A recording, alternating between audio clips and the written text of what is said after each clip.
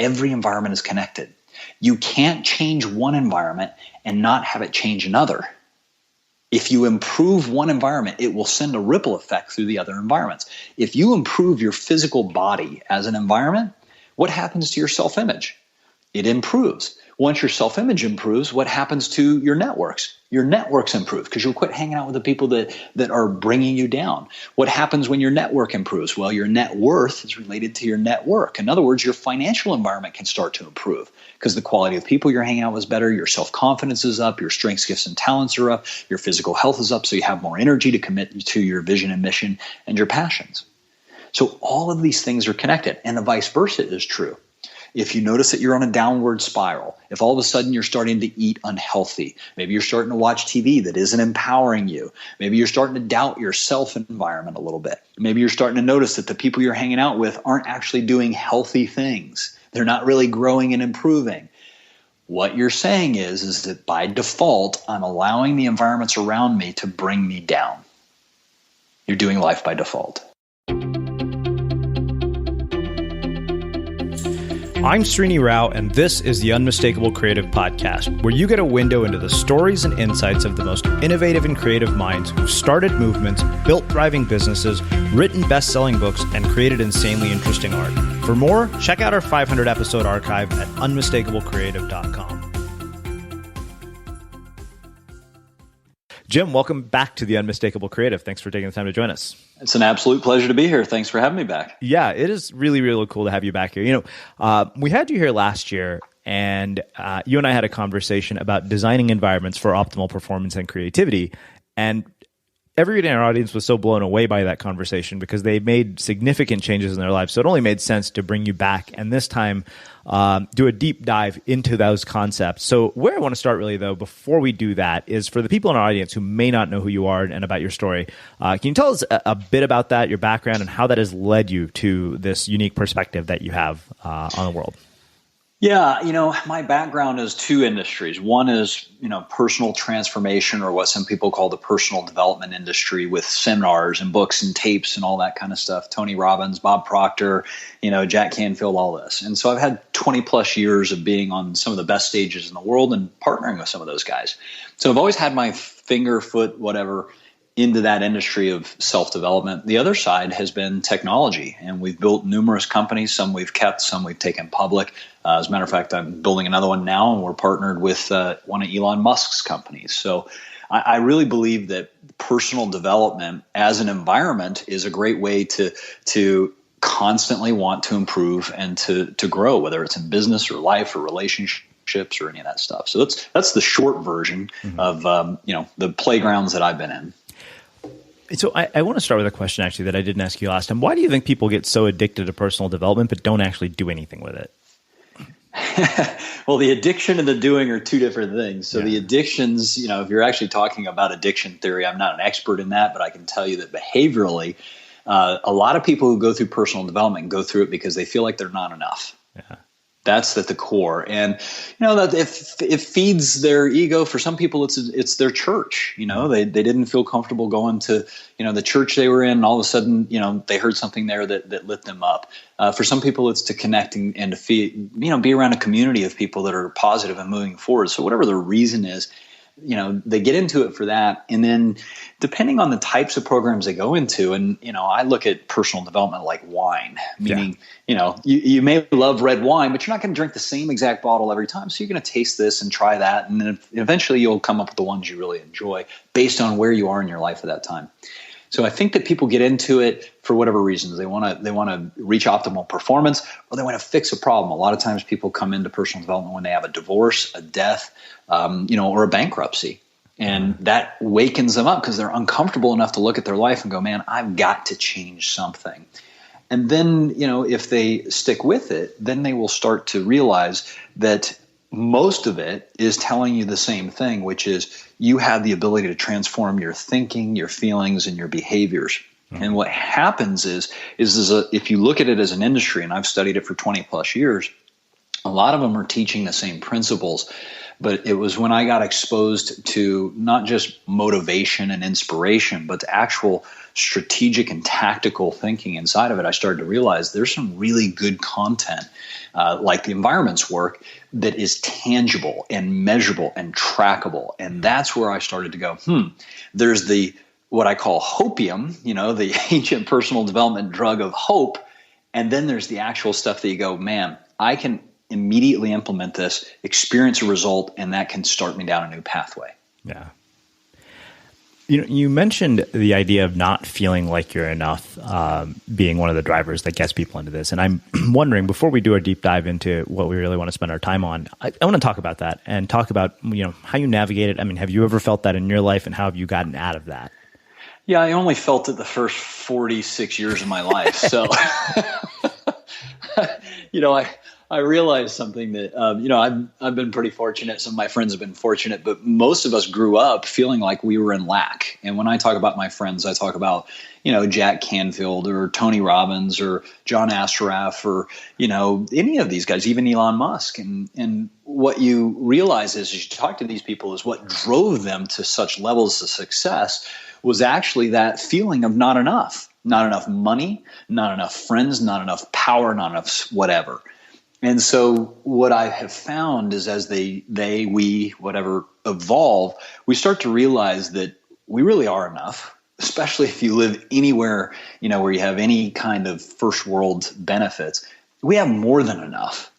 And what happens is we're exposed to so much media, or mimetics, as we'll talk about later, that we are actually constantly trained and programmed to think that we don't have enough, that we've got to have the next bigger house, bigger car, bigger whatever.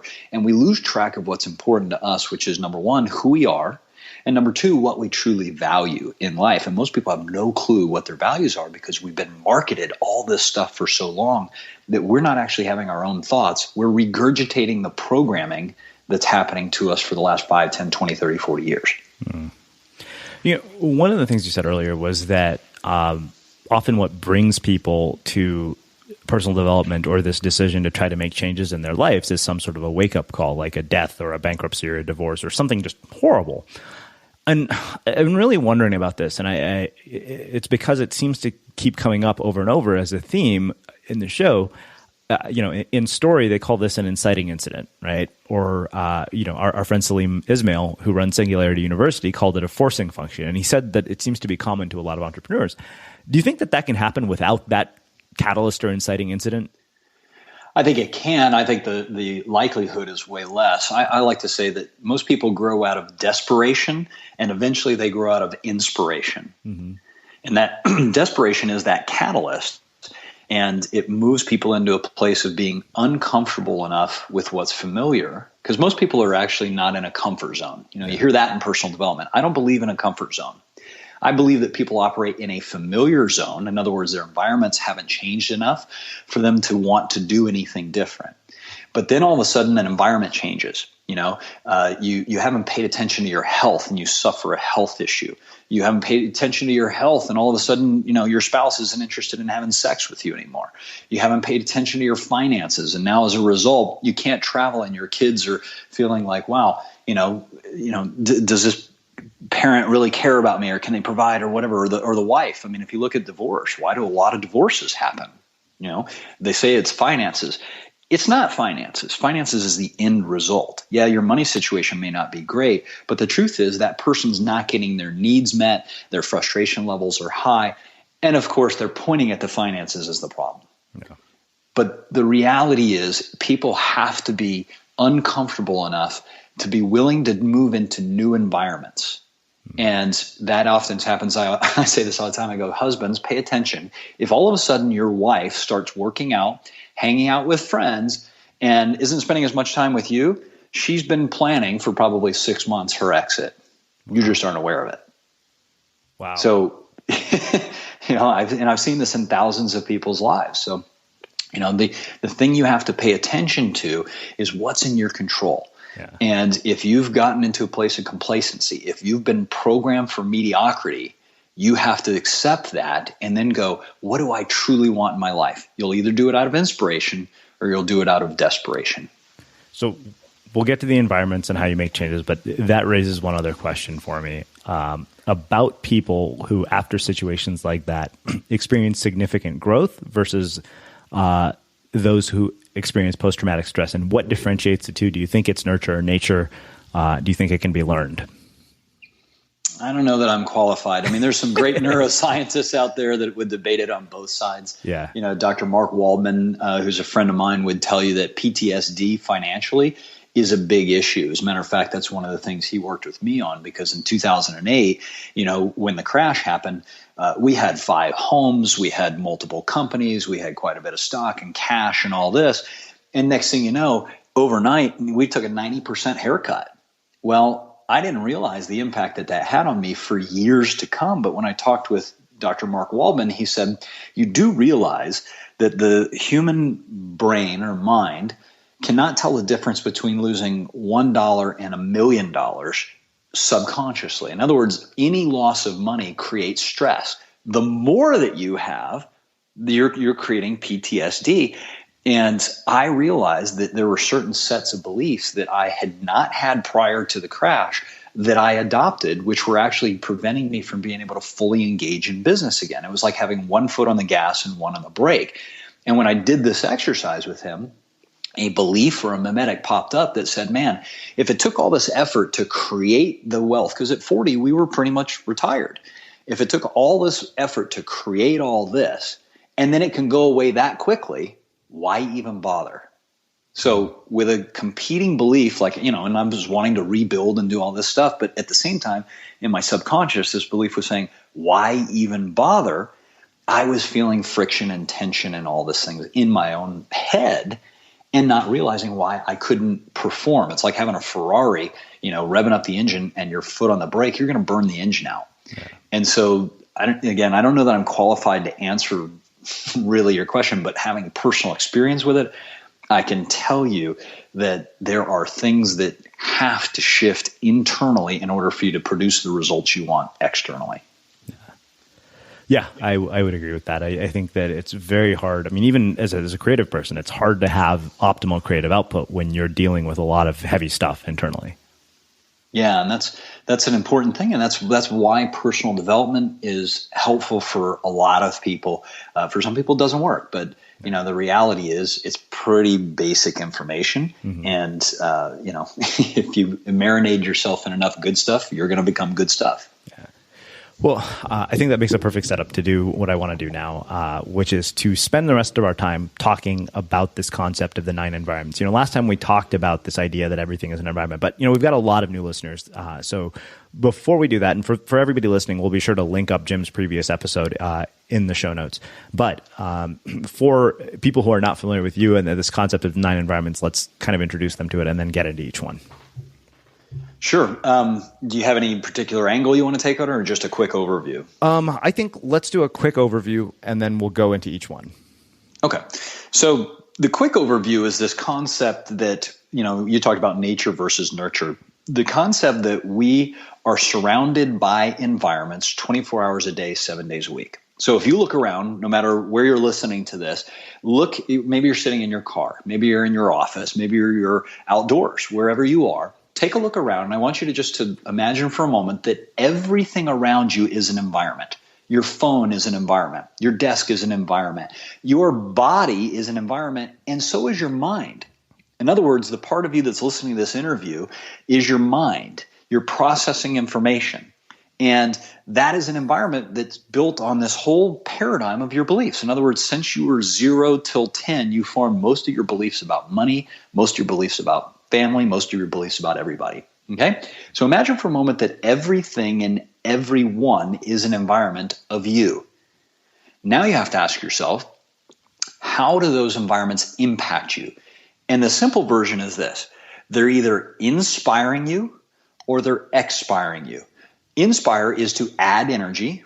Expire is to drain energy. So when you look at your desk, for example, if you have a clean, clear desk, it's going to add energy to you. Your thoughts will be clear. Your creativity will be better. Well, I won't say creativity, because sometimes actually a chaotic environment stimulates more creativity for some people. Just like some people can go to a library and get really focused, some people have to actually go to a coffee shop with a lot of people and noise for them to get focused. So environments impact people differently.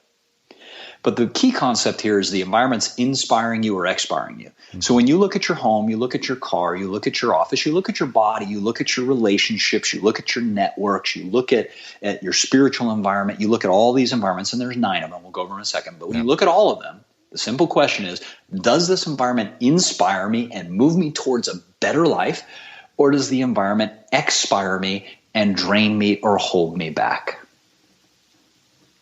Okay. So that's the core. Does that core concept register? Yep, absolutely. Okay. So now what we start doing is we go, okay, so if I understand that everything's an environment, I understand that the environments are on 24 hours a day, 7 days a week. In other words, my willpower to get my butt up off the couch and to go to the gym, that requires willpower. But if I design environments properly, the environments will do the work for me instead of me having to force myself to do the work. This is the reason that people start off with a New Year's resolution, and then 3 to 4 weeks later, they're back into their old habits or patterns or routines. The reason that is their environments are designed by default. If you're doing life by design instead of life by default, it means that you are saying, here's my current reality. Here's what I want my future reality to be. I want to be happier. I want to be healthier, and I want to be wealthier. So I'm going to design the environments around me that automatically force or pull me into that future me, instead of unconsciously allowing my environments to hold me into my normal patterns. All right. So this is where we start saying, if I'm going to do life by design and I want to become happier, healthier, and wealthier, what environments do I need to put in place? What environments do I need to eliminate? And it can start on the very simple level, and we'll go through the different environments now. It's really important for people to either draw out this environment wheel, or to just use a diagram that's printed off. I don't know if the interview will have a link to it, but we'll make sure that people have a downloadable worksheet. Okay, perfect. So for those of you who don't have that yet, I'll describe it. In the middle of the page, you draw a circle, just an inch or two wide, and have the word YOU. YOU is the part of you that's always been here. It's your soul. It's not your physical body, it's your soul. It's the energy that animates the soul. And when we say inspires, that means in spirit within. So you have an indicator inside of you that when you're on track in life, you have more energy.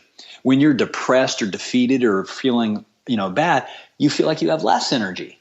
Well, what's happening is your soul is either, saying, hey, we're on track, or your soul is saying we're off track. So the YOU is your soul. Every other environment is around that. So when you are born or you're conceived, right, you have energy that starts to shape form. So 2 cells splits into 4 cells, splits into 8 to 16 to 32. And next thing you know, the brain, the heart, and the body is developed inside the womb.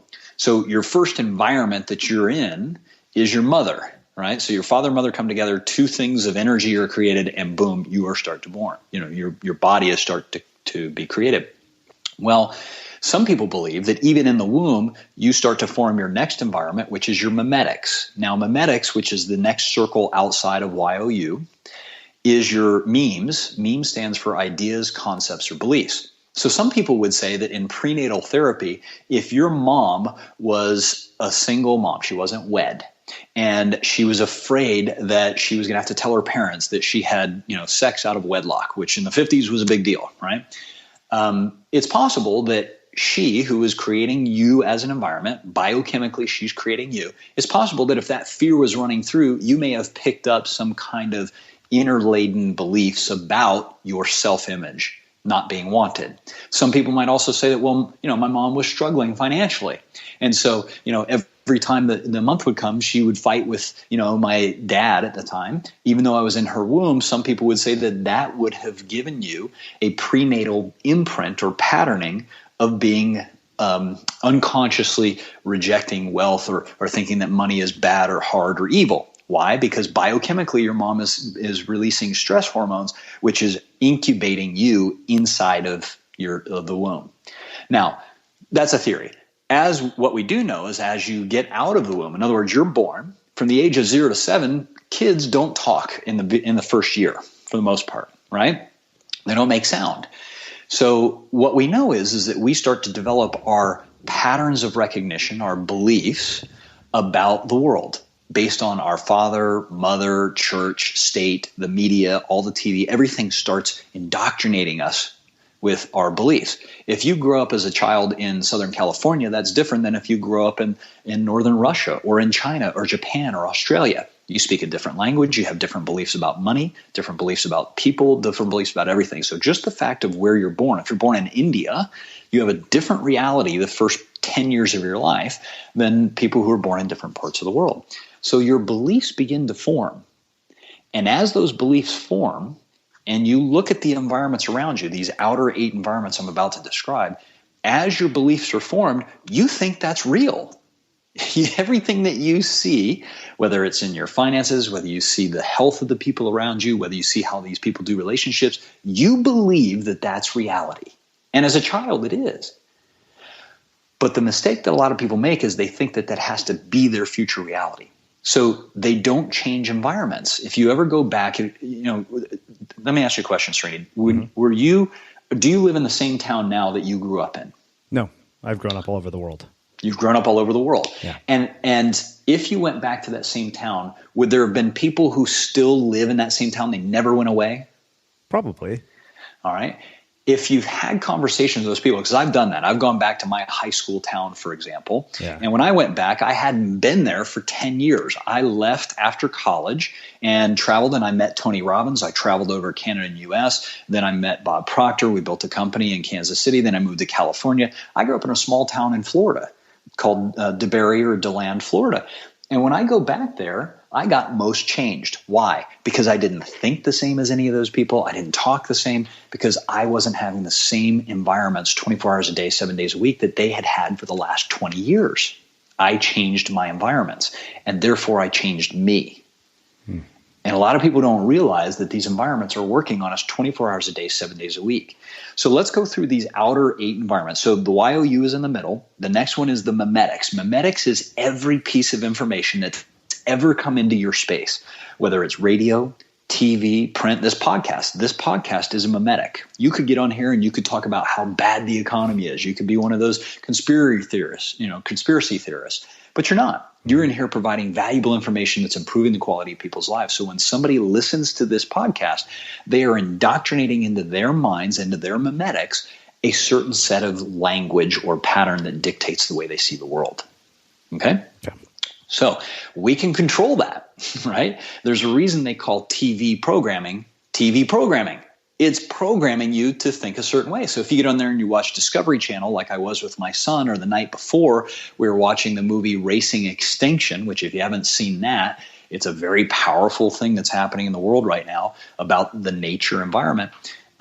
He and I chose to watch that instead of watching something else. Why? Because I wanted him to see the reality of what's going on in the world and why we're working on businesses that are changing the world. So that's a conscious choice of choosing Mimetics versus watching something that might have drama or killing or whatever. As a matter of fact, most children will see over 36,000 violent deaths and murders through games and TV before they reach the age of 18. Wow. So what does that do to our Mimetics? What does that do to the conditioning and programming of children? Well, some would say, well, it doesn't make them violent people. No, it doesn't. But you are programming them to see that over and over and over again. This episode of the podcast is sponsored by HostGator. So as I mentioned at the beginning of the episode, one of the easiest ways to start any creative project is to just build a website. If you're not ready to build a website, consider just buying a domain. Unfortunately, our friends at HostGator are fantastic for helping you to get started. They provide 24/7 live support via phone chat and email. They have an easy-to-use website builder if you're not tech savvy. And if you don't like your existing hosting provider and you want to switch, they make it free and it's super easy. So visit hostgator.com/creative and use the promo code creative at checkout for 30% off. So let's move from Mimetics out to the outer 8 environments, because Mimetics are the filters through which you see and create the rest of the world. If you change your beliefs, you change your reality. But you can't just change your Mimetics. So going to personal development and buying books and tapes and this and that is working on the inner game. As a friend of mine, John Assaraf, says, it's inner-sizing. Every day you wake up, you should inner-size your brain like you exercise your body. You want to reprogram your brain to have the thoughts that you want instead of what the media has controlled you to have. The next environments on the outside is body. And your body If you look down at your body is different than my body. Your skin is different. Your hair is different. Your height is different. Your weight is different. Even though we have similar organs and structure, right? We have the same number of bones, most likely. We have the same number of organs, most likely. The same number of organ systems. Our bodies are different. The way we move our bodies, the way we have to feed our bodies, there's basic nutrition. But the reality is your body is different than mine. Okay? Mm-hmm. So that body environment also has other environments that are impacting it. Okay, so you can see if somebody takes care of their body environment. In other words, the food, oxygen, and the food, oxygen, and water that they put into that system. If it's healthy, then we know that they're going to be, they'll develop a healthy body. If they hang out with other people, if they eat unhealthy foods, if they don't move that body properly, if they don't get the proper amount of sleep, we know that the condition of that environment called the body is going to degrade over time. It's going to expire instead of inspire. So important to understand is as you look at your environments, you have to ask yourself, do the things I have in my pantry, do the things I have in my refrigerator, do the restaurants I visit, and do the friends that I have support me in getting in health or in sickness? Are the things I'm eating cleansing or the things I'm eating clogging? And when it's 10 o'clock at night, right, and you had a long day and maybe you're tired and you stumble into the freezer or you stumble into the pantry, if the only thing that's in that pantry or freezer, which by the way is an environment, is healthy live organic foods, then the only thing you can put into your body is healthy live foods. But if you have junk foods and sweets and chocolates and sugars and things like that, when your willpower is low, the environment will always win. Okay? Mm-hmm. So that's just the body environment. So if I said, hey, this isn't my case, but I was talking with a client this morning who, for the last 6 months, she's been wanting to change her physical weight. She wants to drop 30 pounds. And when I started talking to her, I said, part of your challenges is that your environments are set up to fail. She said, what do you mean? I said, what's the food that you reach for at 10 o'clock at night when you're hungry, lonely, angry, or tired? Halt. Hungry, angry, lonely, or tired. She goes, I reach for peanut butter, and then to counteract the peanut butter, I reach for the ice cream. And I said, okay, if those weren't in your environment, what would you eat? And she goes, well, I guess I'd have a piece of fruit. I said, great. If you simply didn't bring those things into your environment at 10 o'clock at night, which is when you're triggered, you would not be able to eat the bad food. Now, this is a simple version, okay? In addition to that, we could add a personal trainer. We could add a network. We could put mud runs in her schedule. We could do all kinds of stuff that is going to change her behavior because there are new environments in there. Mm-hmm. Okay, so let's go into these other environments. That's the body environment. And, you can, again, do your body by design or do it by default. It's up to you. I personally think this is one of the best areas for people to start to upgrade their environments in. And believe it or not, getting rid of clutter, getting rid of all the stuff we have in our lives will actually add more energy to the body. It'll clear up your mind, and it'll make you want to take better care of your body. The next environment is your self-environment. And your self-environment is what I call your inner architecture. So any of the assessments that you've taken, like the Colby or the DISC or the Print or values or attributes or any of these things that tell you who you are and what you're good at, these are the self-environment. Your self-image is the reflection of your mimetics on the self. Now, again, I know this is advanced, and I know some people are going, oh my gosh, I may be lost in this already. You have to go back and listen to the original interview we did, which was the basics about the 9 environments. But when you get into designing your world around your self-environment, around your strengths, around your gifts, around your talents, which is what high-performing people do, they're very critical about what they do and don't allow into their environments. But they also know who they are. They understand that that they're not capable of being great at everything. Tony Robbins, for example, was an incredible orator. He was fantastic at assimilating information and delivering it back in a way that people could understand it. He also was great at creating environments in seminar rooms where he used lights and music and videos to inspire people and to keep them moving in a peak state, he called it, for days on end so that he could help them reprogram their thinking. So Tony understood who he was at that level and said, I'm going to design my business around what my strengths, gifts, and talents are, which is to communicate and assimilate information and control environments and inspire people to make change. What they didn't do until recently was actually help people track and follow through on those things. So there was no coaching in their company until years ago. As a matter of fact, I was part of the team that started that in one of their franchises in Washington, D.C., because I realized people come to the live events for 2 or 3 days. They get excited, they get pumped up, they get motivated, just like going to church or going to a rally, but then they go back to their old what? Environment. Their old environments. So you spend 2 days in there beating your chest and walking on fire and, putting arrows in your throat or whatever, and you're excited and you feel like I can change the world.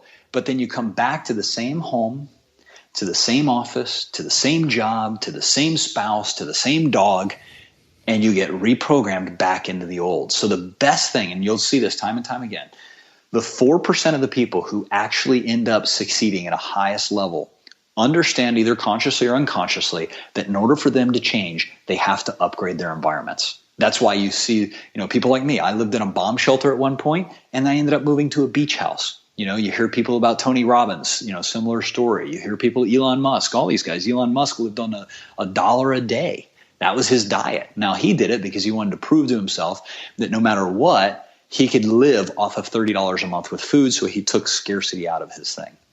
But Elon has built his businesses around his brilliance, which is science and engineering. He understands who he is. The best leaders in the world understand who they are. And a lot of people, they just don't have a clue because they've been taken through an education system that programmed them for 12 to 16 years on not who they are, but on a skill or a talent that they need to learn to go get a job. Mm-hmm. And that doesn't always work for people. Yeah. So the next environment is your spiritual environment. And I'm going, from body to self to spiritual on purpose. You'll notice that the body, self, spiritual, and the next one we're going to get into, nature, are on the top part of the 9 environments. And the reason they're on the top part is because these are the ones that actually are the most important. But where people end up spending most of their time is focusing on the lower ones, which is their relationships, networks, finances, and physical. And the truth is, if they understand how to take care of their body, they understand who they are, the self-environment, they're connected to the spiritual environment, which is higher power. If you look at religion, for example, there's 17 major religions, okay? Mm-hmm. Religion is 2 or more people gathered with a common belief. So the Catholics have common beliefs about how to access the spiritual environment. So do Buddhisms and so do the Muslims.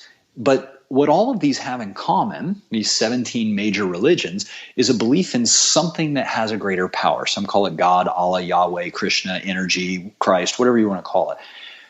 But the spiritual environment is one that is our guiding light. It's the one that pulls people into a bigger them, because it connects them to this thing called the universe or to energy or whatever God you want to pay homage to or not. Some people go, oh, that's not real at all. That's okay.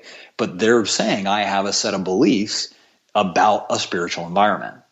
So if you anchor your environments properly, what you're doing is you're triggering yourself to be in alignment with the things that you want to create in your life. If you anchor your environments improperly, what you're actually doing is that you're pulling yourself away from who you are. So I found in my own life that when I have a clear vision, I have a clear mission, I have clear goals, and I feel that I'm on my spiritual pathway, which we're always on our spiritual pathway, but I feel like I'm more in alignment, my life works better. My businesses are more profitable, my relationships are better, my health is better, my networks prosper and grow when I feel like I'm on purpose. And that purpose is something that you can discover because it's been leaving clues through your whole life. So as your body improves, as you get to understand who you are better in your self-environment, as you get more connected to the spiritual environment, you will find that you attract a higher quality of person. You will find that business and life becomes easier. You will find that you end up making a bigger impact in the world because of these things being in alignment. Does this make sense so far? Yeah, definitely. Okay. Now, the next one is the nature environment. And nature is life. It's the seasons, it's outdoors, it's anything that's living. So if you step outside the earth for a moment, you look at these beautiful pictures of this nature environment called Earth versus Mars. I just watched Martian the other night as a movie. Fascinating movie, right? And the whole thing was, how do I create life or food using, sunlight and water to grow plants in this desert, basically? Well, you look back at Earth then and you realize we live in this bubble called nature. And as humans, for some reason, we have disconnected ourselves from nature. We live in boxes. We wake up in a box called a bedroom, right? We live inside that box called the house. We go to a box called an office. We get in a or a box called a car. Maybe we go to another box called the office. Then on the way home, you stop at the gym, which is a box, and then you come back to your house, which is a box. So environmentally, what most people are doing is they've disconnected themselves from everything that's living, which is nature. They're under fluorescent lights in front of computer screens and on concrete floors in recycled air most of the day. And my biggest thing right now is to help people understand that the planet, nature, is the most important thing we can pay attention to because we're not separate from it. The other key point to all the environments is every environment is connected. You can't change one environment and not have it change another. If you improve one environment, it will send a ripple effect through the other environments. If you improve your physical body as an environment, what happens to your self-image?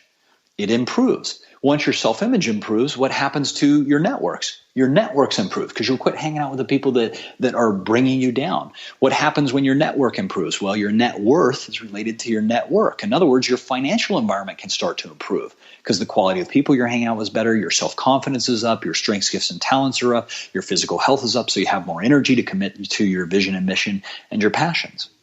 So all of these things are connected, and the vice versa is true. If you notice that you're on a downward spiral, if all of a sudden you're starting to eat unhealthy, maybe you're starting to watch TV that isn't empowering you, maybe you're starting to doubt your self-environment a little bit, maybe you're starting to notice that the people you're hanging out with aren't actually doing healthy things, they're not really growing and improving. What you're saying is that by default, I'm allowing the environments around me to bring me down. You're doing life by default. Mm-hmm. Okay?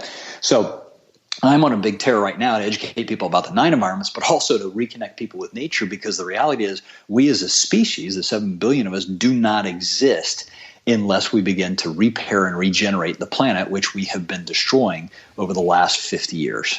That's the simple reality. It is the number one most important environment for us to take a look at. As a matter of fact, if you look at the Paris climate talks that happened, you had 190 nations that agreed that the number one thing we have to do is we have to stop the production of carbon or CO2 on our planet.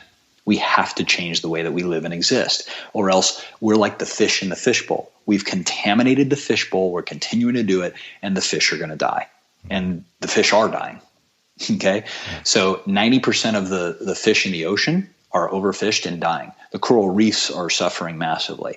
Our oxygen supplies on the planet are being overtaken by CO2, and it's at an all-time high. The last time we had this was in the last extinction. There's been 5 major extinctions that have happened on this planet. We are man-made, forcing the 6th one. So why am I sharing all this, right? Is this a political thing? Yes and no. The reality is this. If we want to be happier, we want to be healthier, we want to be wealthier, we have to improve all the environments. We can't improve just one. Now, the next environment is the physical environment. Your physical, P-H-Y-S-I-C-A-L, stands for your home, your office, your possessions. This is another one that's easy to start changing. So your body is an easy one to change, and the physical is an easy one to change immediately. So if you have clutter, if you have equipment that's broken, if you have things in your environment that are not working, they're tolerations, they're things you're putting up with, right? What that does is that subconsciously drains your energy. This is why you'll find that super successful people are meticulous about their homes, their offices, their environments. It's not that they're looking to have some big fancy home so everybody can look around and go, look how good I am. It's that they understand that the environment, the physical environment, is impacting them 24 hours a day, 7 days a week.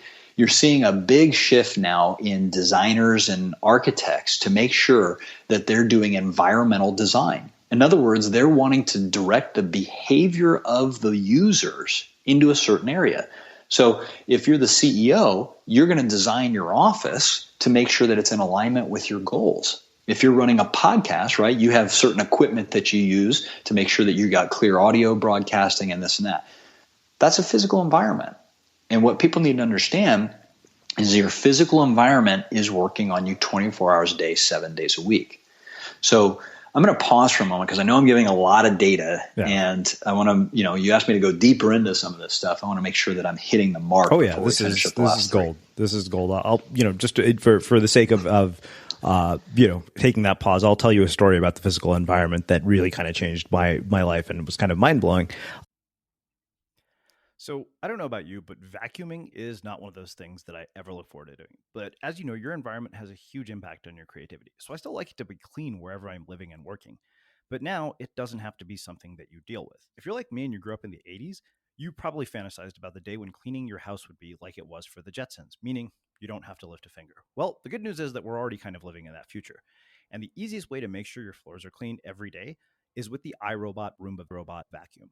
It cleans up after itself. The Clean Base automatic dirt disposal takes convenience to a new level, automatically empties its own bin into an allergen lock bag that holds 60 days of debris and traps 99% of pollen, mold, and dust mites, so you can forget about vacuuming for months at a time. Let the Roomba clean for you instead. It learns your home, finds dirt, and empties itself on its own. It's got powerful cleaning performance made effortless.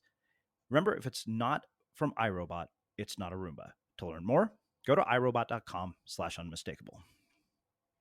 You may have read it. Last year, there's this book that came out called The Life-Changing Magic of Tidying Up by a Japanese woman who's an interior designer. And she had said that as people start to change physical environments, which was, like getting rid of stuff that they didn't need, she said that people started losing weight, like all sorts of changes started to happen that they didn't plan on.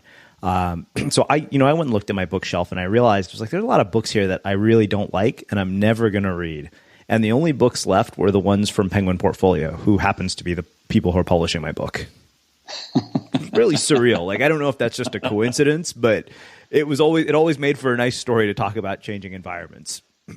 I love it. Well, and that's key too. People have asked me, how come you guys have moved so often? And I'll tell you, every time that we move, it changes my wife and son, my behavior. It changes the way we think, it changes the way we feel, and it changes the way that we act. So, living at the beach, for example, which you've been to two of our beach homes, each one of those environments is different. One of them was like a real beach house. Another one's like a modern house on the beach. Our behaviors were different. Now, here's what I noticed too. It only takes about 10 days for a new environment to become a familiar environment. So when I moved into the beach house that you were at last, right, that modern kind of beach house, what happened is that everything was new. Where the utensils were was new. Where my office was new. And it was like, none of our habits or patterns from the other house we brought over. But within 10 days, I noticed that we started getting into some of the routines. So when you are moving around environments, recognize that within about 10 days, your new patterns are going to start to set in the physical environments. Other ones take a little longer. But you can actually start to design physical environments by putting your gym shoes right by the door or your gym bag. So that every day when you walk out, you go, oh, that's right. That's a reminder for me to go to the gym. Okay. You can start to set up triggers. For example, maybe you put a little card in on your mirror that says, here's the 3 questions I'm going to ask myself today. That 3x5 card is an environment that's anchoring you to remind yourself, to ask yourself, what am I grateful for today? What can I do to move closer and faster to my vision and mission? Who do I love and how can I make a difference in their life? If you put those 3 questions on a 3x5 card, you paste that on a mirror, every day your mind is going to read those. It's going to force your consciousness to focus on that. So that's anchoring an environment. Same thing with a gym bag. So the physical environment is imperative for us. And it's one of the easiest ones for us to start with, because once we start to do that, that environment will work on us. This episode of the podcast is sponsored by MightyDeals.com. Mighty Deals is a daily deals website aimed at creative professionals, and they offer amazing deals on quality fonts, templates, apps, ebooks, icons, and a whole bunch of other stuff. They focus on products and services for web designers and developers, so you can be sure that you'll get the type of deals that you want and you can actually use for your work. And because you're an Unmistakable Creative listener, they're offering a special discount that's available till January 31st. So visit mightydeals.com/all_deals and use the promo code creative10 for 10% off anything on the site. Okay. Yeah. So the next one, and you had talked about this before, a lot of people are like, how do I get my financial environment to improve? All right. So this is situational, meaning if somebody has debt, and I talk about different stages of wealth. The first stage is called repair and recovery. If somebody's in repair and recovery financially, it means that they're dealing with debt, they're dealing with overwhelm, they maybe don't have a good strategy in place, they're not making enough money, they're stressed out. That's repair and recovery. The same thing that repair and recovery with your body means that you have low energy, you're dealing with disease or sickness. Financials are the same way. Okay, so it could be that their mimetics, their beliefs about money, are actually preventing them from being able to create money, manage money, and invest money. Those are the three keys to it. But when we're in repair and recovery, we have to start building a solid foundation. That's level 2. You want to build a solid foundation. And it's super simple. Number 1, know the numbers. Number 2, earn more than you spend. Number 3, invest the difference. It's not hard to build a financial foundation. If you have those 3 things in place, you will win. Now, as you get more and more sophisticated with your finances, you're going to add wealth team members, which is an environment. You're going to add software, which is an environment. You're going to add strategies, which is an environment. So you may be purchasing real estate. You may be building businesses or acquiring businesses. You may be investing in businesses. All of these are environments. So at one time, as I mentioned, we had 5 homes. Okay, those 5 homes were environments in our financial portfolio. Insurance is an environment. A will and trust is an environment. We had a wealth team. So we had bankers. We had real estate investors. We had financial advisors. We had insurance agents. We had all of these as part of our wealth team. And some people are like, well, I don't have the money to have that team. You will have the money because you have the team. You see, your net worth is related to your net work. So as you start to build a financial environment, you're going to start to realize, wow, if I put the right environments in place, I will be pulled into wealth. Okay? Mm-hmm. This has been, what is a company? A company is a group of people that gather for the purpose of providing a product or service and earning a profit. Well, that's a financial environment. So Microsoft is an environment. Apple is an environment. Your company, right, unmistakable, is an environment. And it spins off these finances. Now, we could get way more in depth on this, but the simple reality is you have to look around and ask yourself, do the environments I have around me pull me into wealth, or are they causing me to stay in struggle? Okay, money is energy. That's all it is. So you want to constantly be adding energy, and then you want to add team to manage that energy. Okay. The next one is your network. Now, your network is any clubs, groups, or associations. So right now, you see 1 billion people a day logging into a social network called Facebook. But every day, it seems like there's a new one popping up. We've got Periscope and Twitter and Pinterest and Instagram and LinkedIn and Facebook. These are all networks. And the networks that you participate in are going to determine your thoughts, your feelings, and your behaviors. So when I go onto Facebook, I go on there for a specific reason. When I go into LinkedIn, I go in for a specific reason. If I'm broadcasting a YouTube video, I'm doing it for a specific reason because I realize each of those are environments. Now, what happens to some people is they get sucked into these environments, not just the social networks, but they get sucked into personal networks. So if you belong to a club or a group or an association, right? Let's say that you joined your kids' PTA. And that PTA in particular is very productive. They're up to good things. They're really making initiatives happen. That's a positive environment to be a part of. But have you ever been a part of a club or a group or an association where, there's some negativity, where there's drama or chaos? Yeah. That drains you. Oh, yeah. And believe it or not, that screws the rest of the environments. Okay. So did I cut you off there? Were you going to say something else? No, you're good. So when you're choosing your networks, and I encourage everybody to do this, to look at their environments every year and start to ask themselves, how do I rate each of these environments? Do I have the network that I want? The network that I have now, I can pick up the phone and connect with just about anybody through most of my network. I was talking to a good friend of mine, John Assaraf, and he had just finished having dinner with Larry King and Wolfgang Puck. Not Punk, but Puck. Wolfgang's going to kick me in the you-know-whats if he meets me. But Wolfgang Puck, right? The owner of all the restaurants. And, Larry King has interviewed everybody from Osama bin Laden to the presidents to actors and celebrities and Hollywoods and this and that. And he said, Larry, what do you find that all of these people have in common? What is it that makes these people, no matter whether they've been mass murderers or whether they've been, political heroes? And he said, the number one thing is drive. The number one thing that they have is drive. So I looked at the network that Larry had surrounded himself with, which is basically everybody. I looked at my networks. I looked at John's network. And I go through and I do an inventory. And I ask myself, and I learned this from John also, is this person in my life for a reason? Are they in my life for a season? Are they in my life for a lifetime? If they're here for a reason, that's great. Maybe we're doing a deal together. That's fine. If they're here for a season, they may come in for a little bit, go out for a little bit, come in for a little bit, go out for a little bit. If they're here for a lifetime, it means we're going to build a relationship together forever, for the 100 years plus that we're on this planet. So I'm very conscious of who I do and don't invest time with, and it has to be mutually beneficial. The networks that I belong to, the associations, the clubs, the groups, like right now I'm chairman of the board of the U.S. Green Chamber of Commerce. Why? Because I believe that network is going to shift the face of business forever. I'm also building a network in our business. We're building 100,000 entrepreneurs that want to see sustainable business, right?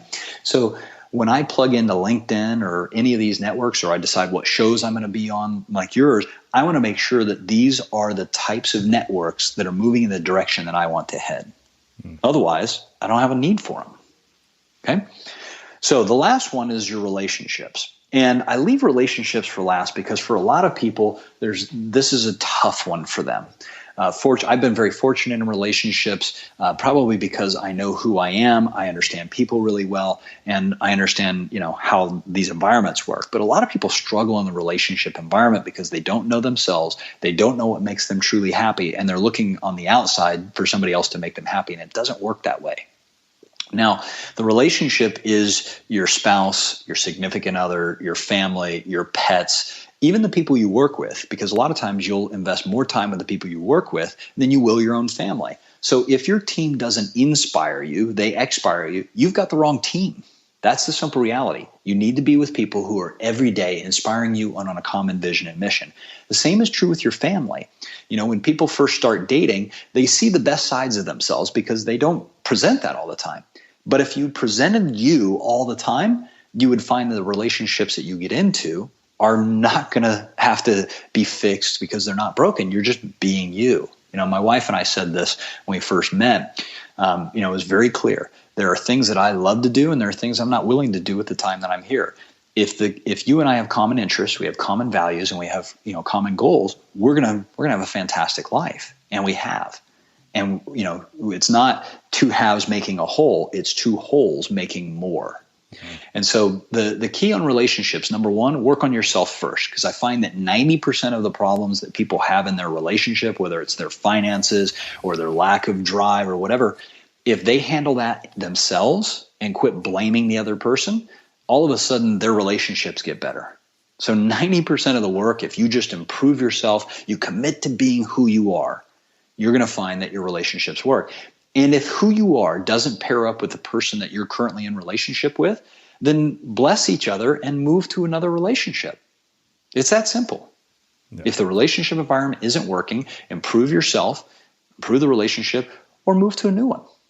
So that's an overview and a little bit more detail, and feel free to direct me wherever you'd like, but where do you want to go with that? Well, there's not really a ton left to say because, you pretty much gave us a ton to sort of sit on. But, I guess the one question that comes from me, having gone through this process myself and worked on each of these environments, where do you think people go wrong with this? Like, where are they likely to screw this up?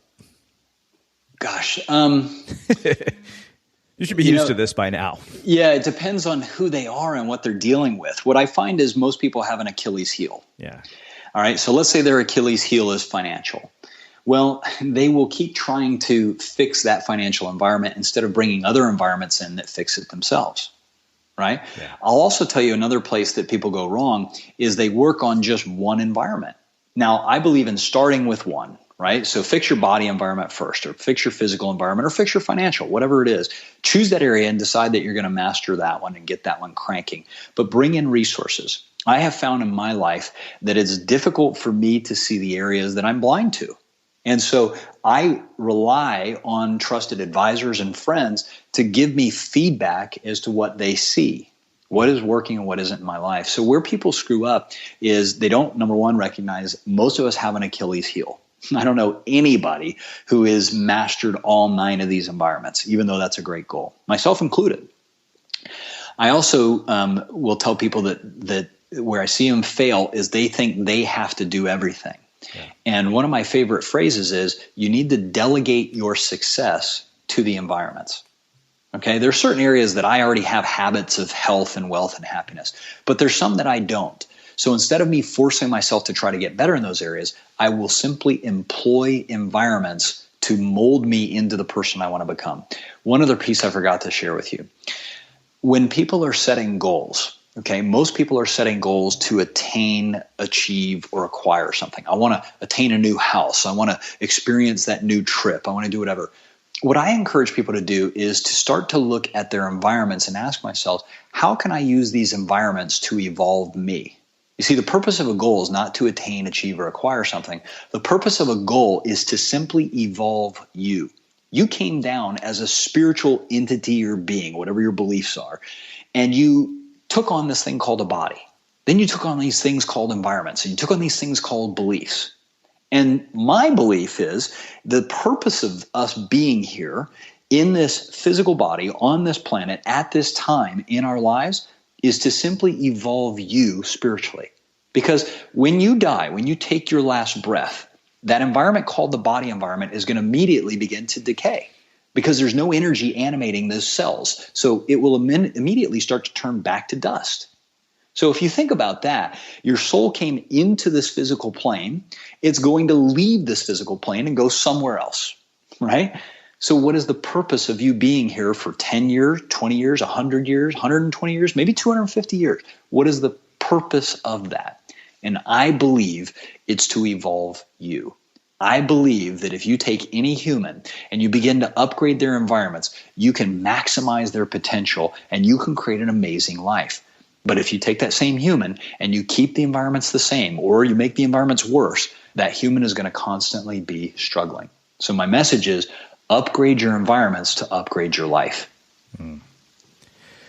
Well, this has been really, really phenomenal. And I know you guys have the Happy, Healthy, Wealthy game. So I want to let you tell people about that because I've been through it myself and it was hands down one of the best investments we made. I mean, we had everybody, we agreed as a company that we would all do it together. And so let's tell people about that and then we'll wrap things up. Sure. This was an environment that I wanted to create because I needed it for myself. I needed something that would force me as an environment to focus on the 3 most important things to do every day. And what we did is we surveyed thousands of people and we realized no matter what their goals were, whether they wanted to buy a new car, a new house, take a trip, lose 10 pounds, find their soulmate, whatever it was, all of those goals fit into 3 categories: their happiness, their health, and their wealth. So I thought, how do we create a fun, inspiring game/environment that challenges people every day to just take 3 actions a day? 1 happy, 1 healthy, 1 wealthy. And then I said, what are the topics of information we need to teach? What's the mimetics we need to build? What are the habits we need to build with these people to help them become happy, healthy, and wealthy? Because it takes, depending on how frequent you do it, it takes somewhere between 21 and 66 days for habit to be formed. Okay, so if we know that, we said, well, now we know we have to do something that's bigger than 66 days. Why don't we do a 90-day happy, healthy, wealthy game where people take 3 actions a day. They track their progress in a scorecard. We bring an environment in called an accountability partner. We bring an environment in called 9 training webinars or 9 levels where we teach, for example, the 9 environments. That's one of the 9 levels of training that we teach. What are all the environments we have to put in place to statistically prove that your life can change in 90 days or less? And the big emphasis, Srini, was I was tired of seeing people go to seminars, get excited, get pumped up, and then come home to their normal environments and not change anything. Yeah. And so this program is designed to meet you in your home, in your office. It's very simple, 3 actions a day. We track it, and then we keep working with you from an accountability standpoint to create momentum in your life and to change your environments. And so that's the program. You can find it by either Googling Jim Bunch or The Ultimate Game or Happy, Healthy, Wealthier. I think you might have a link. We'll definitely get it out via the email list. And I can honestly say it was one of the best things I ever did last year. So what were some of the changes you had so people have a reference? Well, I got my book deal during the 90-day challenge, so I can't – it's hard for me to say anything bad about it, It honestly was one of those things, and I was going through a really tough time, as you know, when I started. It was easily one of the most valuable things we did, and it was eye-opening. I think it was one of the best things, and I think the accountability partners made a huge difference. It like I said, I mean, I can speak volumes about how good it is because I saw tangible change as a result of it. Awesome. So. Well, I'm super excited that you and Brian and everybody I've met through you guys is basically learning the environments and sharing it with more people, because that is part of what I want to do, is to make sure that people understand the concept and that we as a species, 7 billion of us, begin to take responsibility for our lives and for our environments, because as your life improves, my life improves. As my life improves, so does the next guy's. So there is an opportunity. It's interesting to me, Srini, that right now, of the 7.3 billion of us on this planet, 5 billion of us have access to each other through the internet and through mobile. That's never happened before. And the reason I'm so excited is that I believe that that's by design, not by default. When I look at a school of fish, for example, that are swimming in the ocean, all of a sudden they shift gears and they go to the right or they go to the left. They move almost simultaneously. And I think we as a species are doing the same thing. I think we have access to each other through the internet for a reason, and that is for us to evolve, for us to let go of the old beliefs we've had of not enough, to let go of the old beliefs that only a few people can have abundance. We live better today than most kings did 2, 3, 4, 500 years ago. That's the reality. And yet we're still carrying the old beliefs that make us think that there's not enough money, not enough time, not enough everything. And we live in this modern day spiritual trap of scarcity. And I think this is the time where people can wake up and realize we have the ability to feed everybody on the planet, to do it sustainably, to have people doing the jobs and careers that they love. We have an opportunity to let go of the old political systems that give the privileged few a lot and everybody else nothing. That doesn't have to happen. We will actually all have more by sharing with each other. And so sharing the 9 environments, sharing this content, doing the work that you're doing is paramount in shifting all of us as a species to understanding we truly can live an amazing life, and this can be heaven on earth. Wow. So I have one final question for you, which I asked you last time, so I'm curious to see how this will change a year later. What do you think it is that makes somebody or something unmistakable?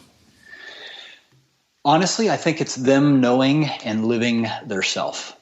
I think the more that you know who you are and who you aren't, you can stand in that power, and that makes you unmistakable. When people stand out in their strength and in their power, and they are here doing the work that they were specifically designed to do, that's unmistakable. And I'd love to see more people doing that.